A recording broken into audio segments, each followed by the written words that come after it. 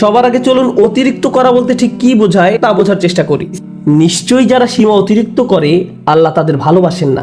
কিন্তু আমরা সবাই জানি আল্লাহ আজ্জা ওয়া জাল্লা কোরআনে কাফির বা অকৃতজ্ঞদের নিন্দা করেছেন। আল্লাহ আজ্জা ওয়া জাল্লা তাদেরও সমালোচনা করেছেন যারা মুনাফিক এবং শিরকে লিপ্ত। কিন্তু কোরআনে ব্যাপকভাবে আলোচিত আরেকটি দল সম্পর্কে আমরা তেমন কোনো কথা বলি না, তারা হলো মুসরিফিন। প্রসঙ্গত আপনাদের অবগতির জন্য বলছি, সহজ কথায় মুসরিফিন হলো যারা সীমার অতিরিক্ত, প্রয়োজন অতিরিক্ত বা মাত্রাতিরিক্ত কিছু করে। ফেরাউনের জন্য এই পরিভাষাটি ব্যবহার করা হয়েছিল। কোরআনে বলা হয়েছে ওয়া আন্নাল মুসরিফিন হুম আসহাবুন নার, এবং সীমা লঙ্ঘনকারীরাই জাহান্নামী। তাই এটা আসলেই কঠিন একটা শব্দ। যারা অতিরিক্ত করে, মাত্রাতিরিক্ত করে, আর বেশি বা অতিরিক্ত করার বিভিন্ন পর্যায়ে রয়েছে। আল্লাহ তাআলা কোরআনে একজন নবীর উদ্ধৃতি দিয়েছেন যখন তিনি তার সম্প্রদায়কে উদ্দেশ্য করে বলছিলেন ওয়ালা তুতিউ আমরাল মুসরিফিন, এবং তোমরা সীমা লঙ্ঘনকারীদের নির্দেশের আনুগত্য করো না। সুতরাং দেখা যাচ্ছে সীমার অতিরিক্ত করা একটা ঘৃণিত খারাপ গুণ, আর বিষয়টা উপলব্ধি করা গুরুত্বপূর্ণ। আল্লাহ আজ্জা ওয়া জাল্লা আকাশের বর্ণনা দিতে গিয়ে বলেছেন আস-সামাআ রাফাআহা ওয়া ওয়াদাআল মিজান, অর্থাৎ তিনি আকাশকে সমুন্নত করেছেন আর তাতে তিনি পাল্লা স্থাপন করেছেন, ভারসাম্য স্থাপন করেছেন। মানে হলো পৃথিবী, চন্দ্র, সূর্য সব কিছু তার নির্দিষ্ট জায়গায় ভারসাম্যপূর্ণ উপায়ে স্থাপন করা হয়েছে। দিন রাতের সাথে ব্যালেন্স রক্ষা করে চলে। মহাকাশে যা কিছু আছে কুল্লুন ফি ফালাকি ইয়াসবাহুন, সবাই আপন আপন কক্ষপথে বিচরণ করে। এভাবেই আল্লাহ বিষয়সমূহ পছন্দ করেন। বিভিন্ন জিনিস একে অন্যের সাথে সঙ্গতি এবং ভারসাম্য বজায় রেখে চলুক। সূরা আর রহমানে আল্লাহ এই ব্যাপারটি বর্ণনা করার পর আরো যোগ করেন আল্লাহ তাতাগাউ ফিল মিজান, যাতে তোমরা ভারসাম্য লঙ্ঘন না করো, যাতে তোমরা ভারসাম্য রক্ষা করে চলো এবং কোনো কিছু সীমার অতিরিক্ত বা মাত্রাতিরিক্ত না করো। মহাকাশের সব কিছু ঠিক যেমন একটা ভারসাম্য এবং সমন্বয় বজায় রেখে চলছে, আমাদেরও সব কিছুতে ভারসাম্য বজায় রেখে চলা উচিত। আমাদের ব্যবসা বাণিজ্য, আমাদের চলাফেরা, চিন্তা পদ্ধতি সব কিছুতে ভারসাম্য রক্ষা করে চলা উচিত। সবার আগে চলুন অতিরিক্ত করা বলতে ঠিক কি বোঝায় তা বোঝার চেষ্টা করি। ইসরাফ শব্দের সাধারণ অর্থ হলো প্রয়োজনের অতিরিক্ত করা, মাত্রাতিরিক্ত করা। একটা উদাহরণ দিচ্ছি। রমজানের সময় ইফতার শুরু করার পূর্বে অনেকেই নিজের প্লেটে যত পারেন খাবার নিতে থাকেন।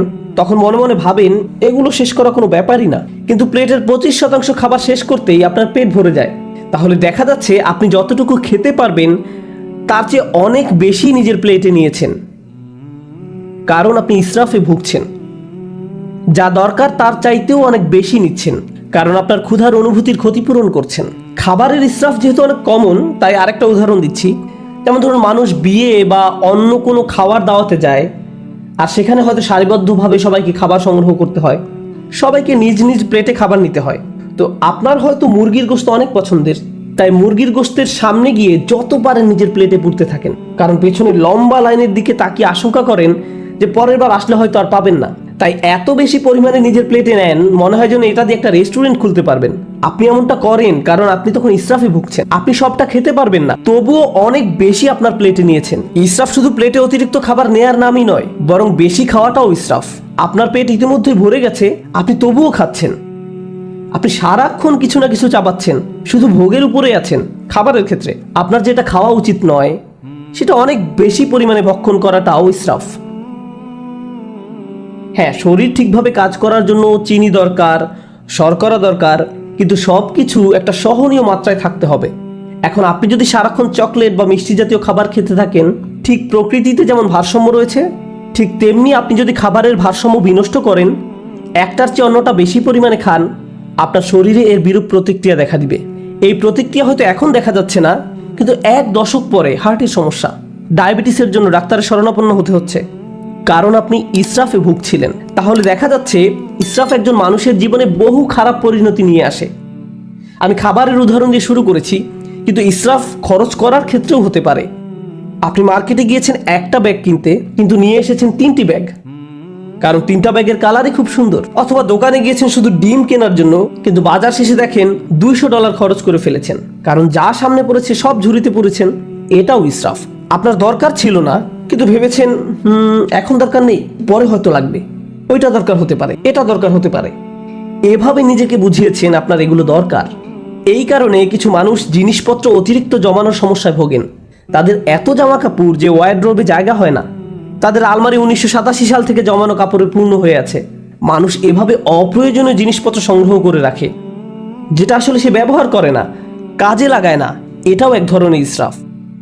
আপনি বাসায় গেলে নিজেই বলতে পারবেন জিনিসপত্র জমিয়ে রাখার সমস্যায় ভুগছেন কিনা। যদি দেখেন এখানে সেখানে ছোটখাটো জিনিসপত্র পড়ে আছে, বুঝতে পারছেন না কোথায় রাখবেন, জানেনও না এটা আসলে কোন কাজে লাগে, মনে মনে ভাবেন এটা আসলে কি কাজে লাগে, এরকম যদি অনেক থাকে, সম্ভবত আপনি ইসরাফে ভুগছেন।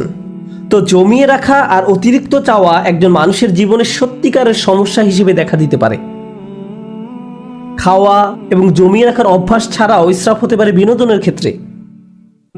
সবারই মাঝে মাঝে একটু রিল্যাক্স দরকার পড়ে। সোশ্যাল মিডিয়ায় কিছু একটা দেখা, কোথাও ঘুরতে যাওয়া বা কিছুক্ষণ খেলাধুলা করার মাধ্যমে একটু বিরতি নিতে পারেন, এটা সমস্যা না। কিন্তু কিছু কিছু মানুষের জন্য তার গোটা জীবনটাই যেন একটা বিরতি। ঘুম থেকে উঠেই বিনোদন করা শুরু করে, ঘুমোতে যাওয়ার সময়ও বিনোদন করে, একটার পর একটা জিনিস ক্লিক করতে থাকে, এভাবে ঘন্টার পর ঘন্টা পার হয়ে যায়। এটাও এক ধরনের ইসরাফ। কারোর সাথে বসবাস করা ঠিক আছে, কিন্তু হোয়াটসঅ্যাপে যদি আপনার বসবাস হয়ে থাকে তাহলে সেটা তো সমস্যা। সুতরাং সবকিছুর একটা ভারসাম্য যেমন আছে, ঠিক তেমনি অতিরিক্ত করে ফেলার ঝুঁকিও আছে। আর কোনো কিছুতে অতিরিক্ত ডুবে থাকা আসলেই সমস্যাজনক। আল্লাহ আযজা ওয়া জাল্লা এক জায়গায় সবচেয়ে কম ধমকের সুরে বলছেন, ইন্নাল্লাহা লা ইউহিব্বুল মুসরিফিন, নিশ্চয়ই যারা সীমা অতিরিক্ত করে আল্লাহ তাদের ভালোবাসেন না। কিন্তু ইসরাফ বিষয়ক যে আয়াতটি আমি আপনাদের সাথে শেয়ার করতে চাই, সূরা ইউনুসের আয়াত, আমি খুতবার শুরুতে আয়াতটি তেলাওয়াত করেছিলাম। বক্তব্য চলাকালে অন্যান্য ইসরাফ সম্পর্কেও আলোকপাত করব ইনশাআল্লাহ। এখানে যে ব্যাপারটি তিনি তুলে ধরেছেন তা কোরআনের আরও কিছু জায়গাতেও আলোচনা করা হয়েছে। তিনি বলছেন, মানুষ যখন কঠিন কোনো পরিস্থিতিতে পড়ে যায়, সেটা অর্থনৈতিক কোনো সমস্যা হতে পারে, স্বাস্থ্যগত কোনো সমস্যা হতে পারে, পারিবারিক কোনো সমস্যা হতে পারে, ধর্মীয় সংকট হতে পারে, যে কোনো ধরনের সংকটই হোক না কেন, যা মানুষের উপর পতিত হয়, দাআনা লিজানবিহি আও কাঈদান আও কাঈমান, তখন সে আল্লাহকে ডাকতে থাকে, ইয়া আল্লাহ, আমাকে এই পরিস্থিতি থেকে বাঁচিয়ে দিন, একমাত্র আপনিই আমাকে এখন বাঁচাতে পারেন, আমি সব উপায়ে চেষ্টা করেছি, আমাকে সাহায্য করার কেউ নেই একমাত্র আপনি ছাড়া। যে ব্যক্তি দাঁড়িয়ে বসে শয়নে আল্লাহকে ডাকতে থাকে, ইয়া আল্লাহ, আমার এই সমস্যাটা দূর করে দিন, আমাকে সাহায্য করুন, তখন সে বেপরোয়া হয়ে আল্লাহকে ডাকতে থাকে। ফালাম্মা কাশাফনা আনহু দুররাহ, তারপর যখন আমি তার সেই কষ্ট দূর করে দেই, মাররান কাআল্লাম ইয়াদউনা, তখন সে এমনভাবে চলতে থাকে মনে হয় যেন তাকে কোনো দুঃখ কষ্ট স্পর্শ করার কারণে সে আমাকে ডাকেইনি। তাহলে দেখা যাচ্ছে যখন আপনি কোনো সমস্যায় পতিত হন তখন বেপরোয়া হয়ে আল্লাহকে ডাকতে থাকেন, কিন্তু আল্লাহ তাআলা যখন সমস্যাটি সমাধান করে দেন তখন পূর্বাবস্থায় ফিরে যান। তখন আমরা এমন আচরণ করি মনে হয় যেন আমরা আল্লাহর নিকট কোনো প্রার্থনা করিনি, আমাদের চোখ থেকে অশ্রু নির্গত হয়নি, কিন্তু আমরা ঠিকই তখন কেঁদেছিলাম। আর এখন আমাদের কষ্ট দূর করে দেওয়ার পর আমরা আল্লাহকে ভুলে গিয়েছি, নিজের মতো করে জীবনে চলা শুরু করেছি। আপনাদের মনে প্রশ্ন আসতে পারে যে এর সাথে তাহলে ইসরাফের সম্পর্ক কি? মনে হচ্ছে এর সাথে ইসরাফের কোনো সম্পর্ক নেই, কিন্তু আল্লাহ যেভাবে এই আয়াতের সমাপ্তি টেনেছেন তার সাথে এর সম্পর্ক রয়েছে। কাযালিকা যুয়্যিনা লিল মুসরিফিনা মা কানু ইয়ামালুন, এভাবেই যারা সীমার অতিরিক্ত করে তাদের জন্য তাদের কাজকর্মগুলোকে চাকচিক্যময় বানিয়ে দেওয়া হয়েছে। এই আয়াতটি আমাদের জীবনের খুবই গোপন একটা বিষয় সম্পর্কে জানান দিচ্ছে।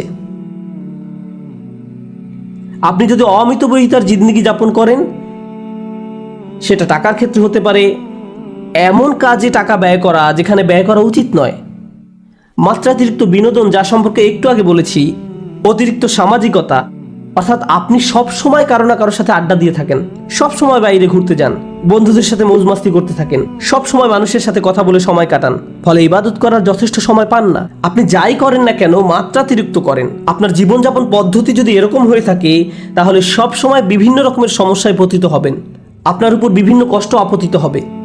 আপনারা যেহেতু পুরুষ, তাই পুরুষদের নিয়ে একটা উদাহরণ দেই।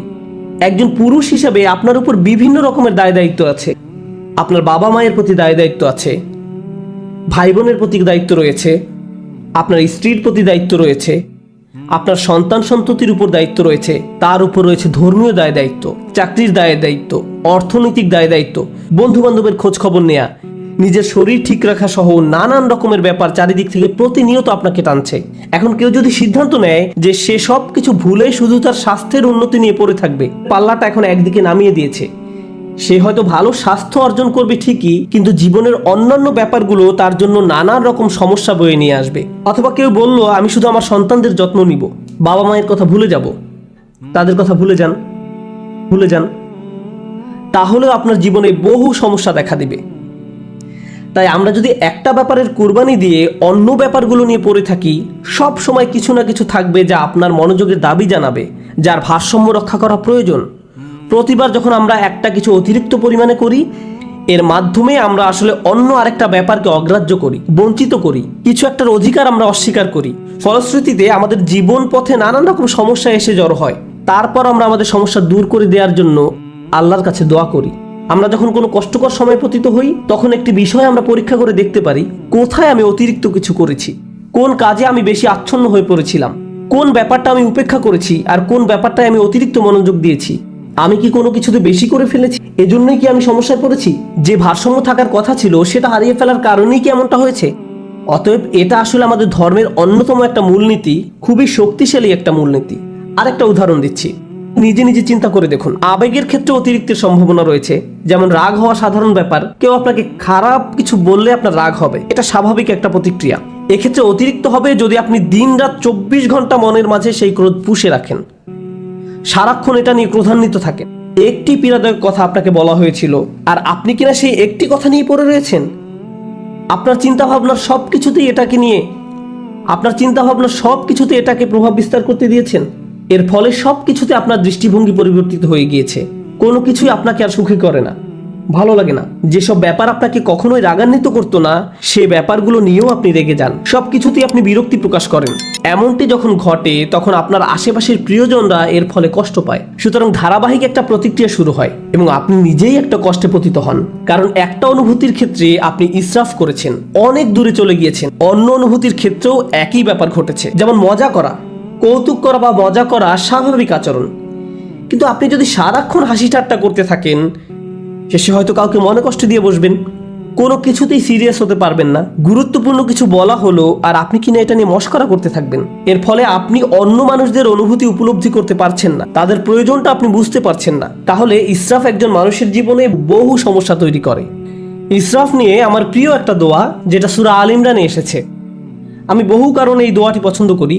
তার একটি কারণ হলো, আল্লাহ আযজা ওয়া জাল্লা এমন কিছু মানুষের প্রশংসা করেছেন যারা রাসূলুল্লাহ সাল্লাল্লাহু আলাইহি সাল্লামের আগমনের বহু শতাব্দী পূর্বে তাদের নিজেদের নবীর সাথে নিয়ে আল্লাহ রাস্তায় যুদ্ধ করত।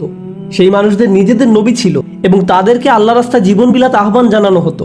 যুদ্ধে যাওয়ার পূর্বে তারা এই দোয়াটি করত,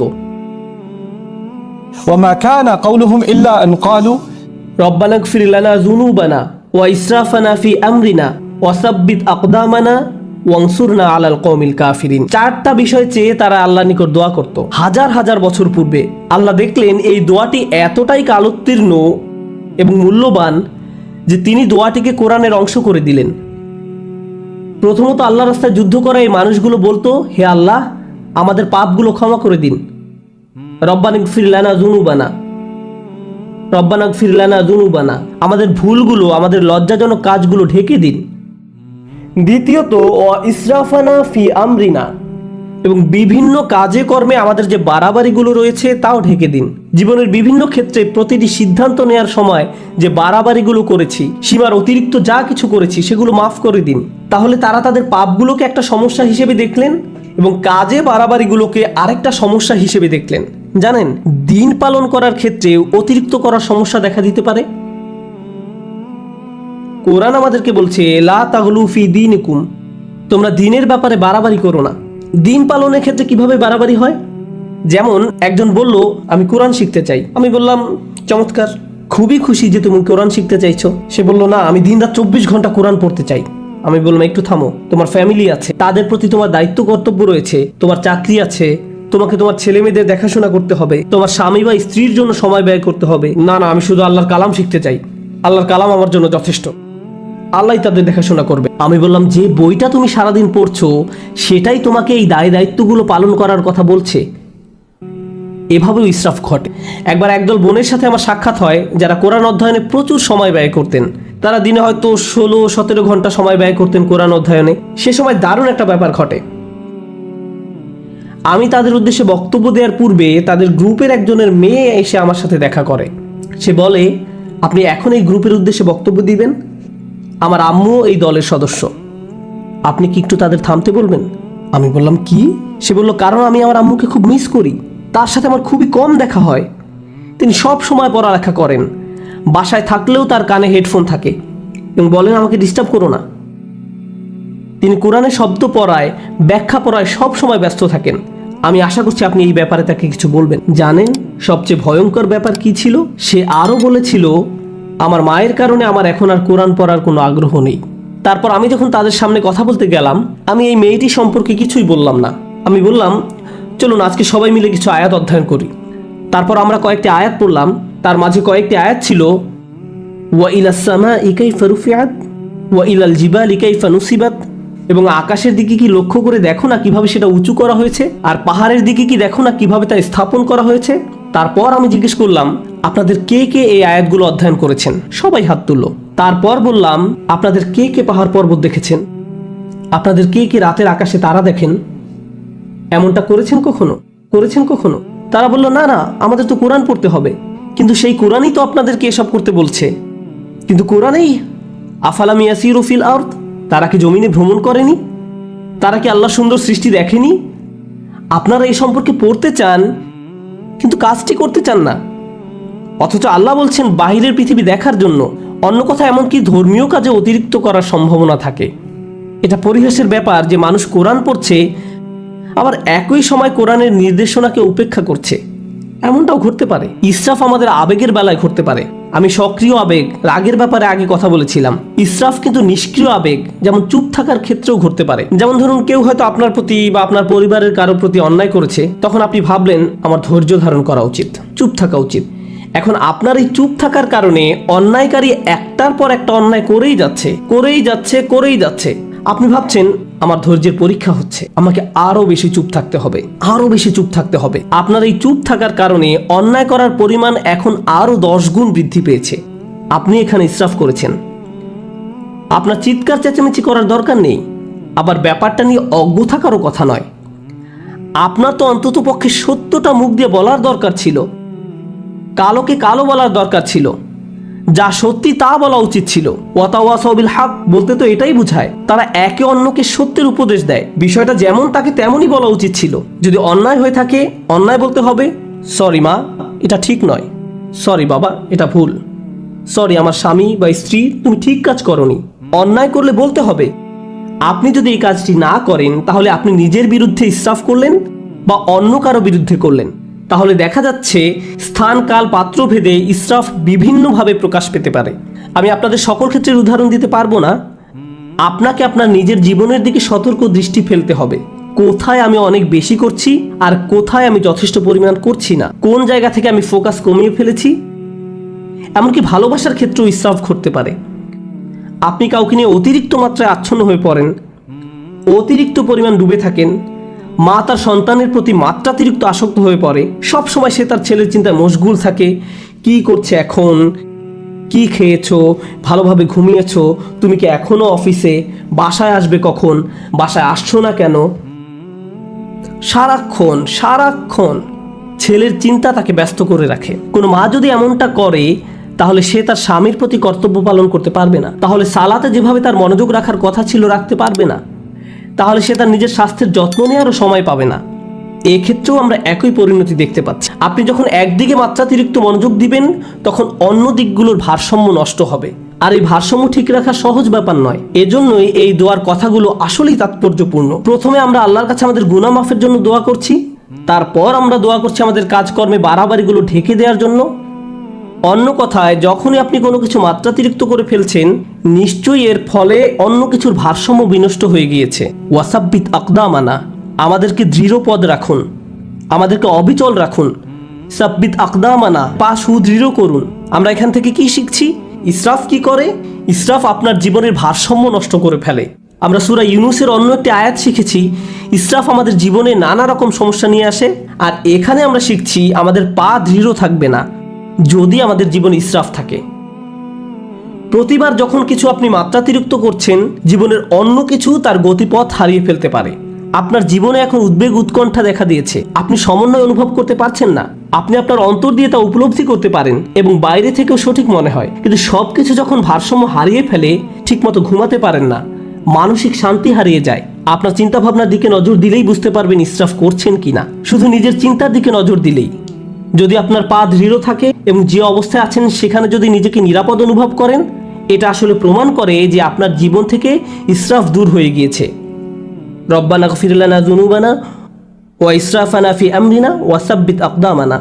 সবশেষ যেহেতু আপনি আপনার জায়গায় অবিচল আছেন, এজন্য অনসুরনা আলাল কওমিল কাফিরিন, আমাদেরকে কাফেরদের মোকাবেলায় সাহায্য করুন। আল্লাহ মানুষদের প্রার্থনার কথাগুলো বর্ণনা করেছেন। যুদ্ধে যাওয়ার পূর্বে আমাদেরকে শক্তিশালী করে তুলুন। এখানে কিভাবে আপনি শক্তিশালী হয়ে উঠবেন? সবার আগে আল্লাহ আপনাকে ক্ষমা করে দিবেন, তারপর আপনাকে অতিরিক্তের ক্ষতি থেকে বাঁচিয়ে দিবেন, ফলশ্রুতিতে আপনি শক্তিশালী হয়ে উঠবেন। আর তাই এখন আপনি শত্রু মোকাবেলা করার জন্য প্রস্তুত। অনসুরনা আলাল কওমিল কাফিরিন। এভাবে গভীর দৃষ্টিকোণ থেকে চিন্তা করলে আমরা বুঝতে পারবো কিভাবে আমাদের জীবনে ব্যালেন্স রক্ষা করব, কিভাবে আমাদের জীবনে ভারসাম্য ফিরিয়ে আনবো।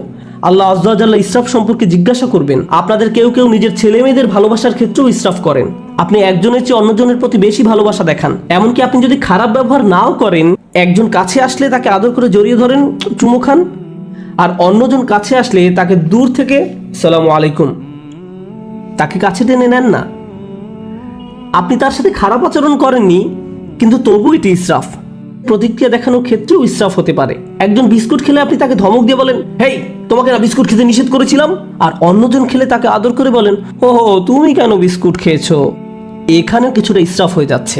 আপনার এমন আচরণ ভবিষ্যতে দুইজনের মাঝে সমস্যা তৈরি করবে। সে আপনার প্রতি ক্রুদ্ধ হবে না, সে রাগ দেখাবে তার ভাইয়ের প্রতি। তারপর আপনি ভাবেন তারা এভাবে মারামারি করে কেন? তারা পরস্পর মারামারি করছে আপনার ইসরাফের কারণে। আপনি এটা তৈরি করেছেন, আপনি এই সমস্যা তৈরি করেছেন। সুতরাং আমি এবং আপনি যেভাবে চলাফেরা করি, যেভাবে মানুষের সাথে আচার ব্যবহার করি, অন্যদের সাথে আবেগের দিক থেকে যেভাবে আচরণ করি, আমাদের মনের অবস্থা কেমন থাকে, এই সবগুলো বিষয় পুনরায় পরীক্ষা করে দেখতে হবে, যেন আমরা ইসরাফ করা মানুষে পরিণত না হই। কারণ আল্লাহ সুবহানাহু ওয়া তাআলা ইসরাফ করা মানুষদেরকে ভালোবাসেন না। এজন্যই আল্লাহ বলছেন, লা তুতিউ আমরাল মুসরিফিন, যারা সীমার অতিরিক্ত করে তাদের সিদ্ধান্তের অনুসরণ করো না। আমরা দোয়া করি আল্লাহ যেন আমাদের সব ধরনের ইসরাফ থেকে দূরে রাখেন এবং আমাদের জীবনের কোন কোন ক্ষেত্রে আমরা ইসরাফ করছি তা যেন শনাক্ত করার তৌফিক দান করেন এবং এর ফলে যেন আমরা একটি ভারসাম্যপূর্ণ জীবন যাপন করতে পারি। আল্লাহ আমাদের সবাইকে যেন দৃঢ়পদ মানুষে পরিণত করেন এবং আমাদের পাপগুলো ক্ষমা করে দেন।